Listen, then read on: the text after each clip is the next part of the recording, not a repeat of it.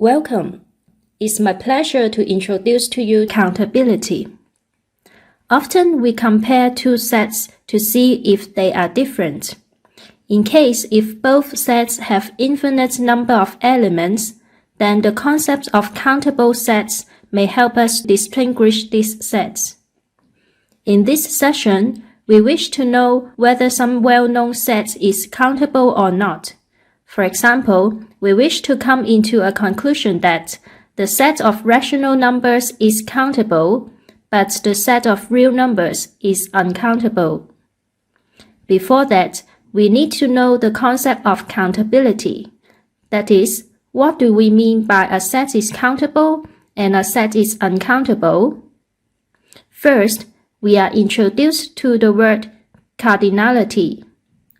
Let's refer to the definition. The cardinality of the set A, denoted by this symbol, is the number of elements in A. We know immediately by its verbal meaning.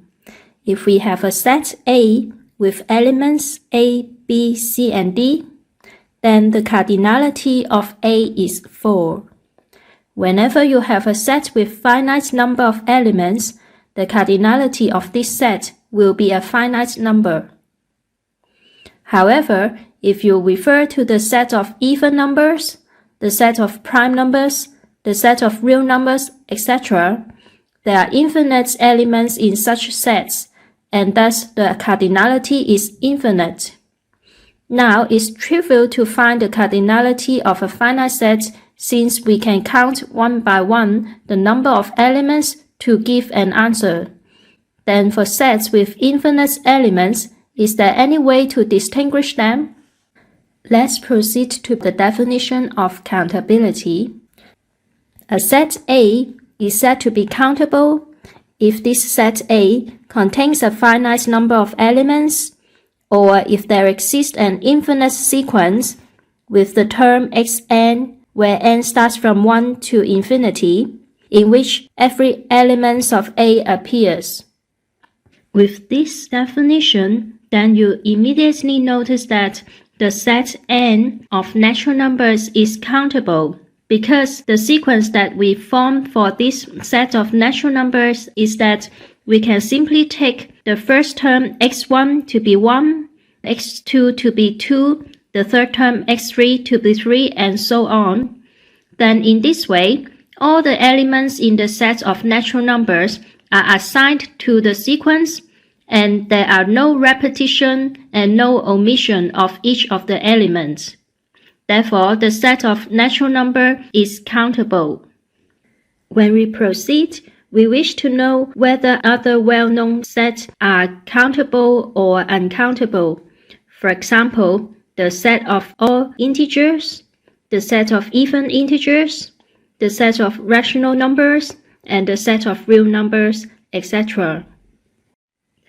Before that, we would like to have some more background knowledge for countability. Let's recall what is bijection. Recall that for a function f which maps elements from domain A to the elements in the codomain B, the function f is bijective if it is both injective and surjective. Altogether, it means that for each element y in B, there is a unique element x in A such that the function output of x, fx, equals y. Injective means that no element in B is the image of more than one element in A. And surjective means that all elements in B has an input x from A that maps into it. You can refer to the figure here. If there is a bijection from A to B, there will also be a bijection from B to A. Besides, the composition of two bijections will result into a bijection. You can refer to this illustration as an example. With this notion of bijectivity, we can have an equivalent definition of countability as follows. A set A is said to be countable if A contains a finite number of elements, or if there exists a bijective function f which maps the elements from the domain A to the codomain, which is the set of natural numbers. Note that as we have mentioned before, we said that if there is a bijection from A to B, then there is a bijection from B to A. So here, for the function which maps from A to N, you may also see some other reference that they will use another function from N to A, and it gives the same interpretation here. Before we proceed, let us take a look at a theorem which is called Bijection theorem. It says that let G be the mapping from S to T, and this is a bijection. Then the set S is countable if and only if the set T is countable.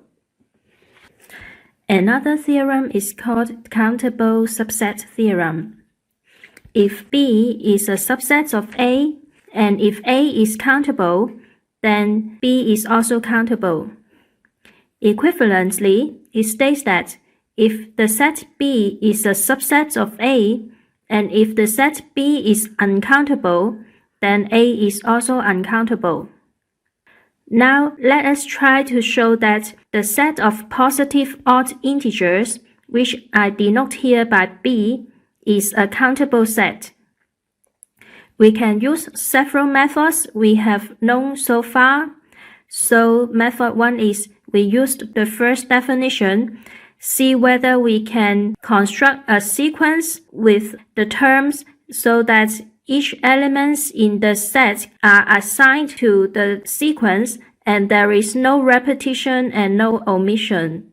You can see that we can construct the sequence which has the term xn which starts from n equals to 1 to infinity by defining that the nth term of the sequence is the value 2n minus 1.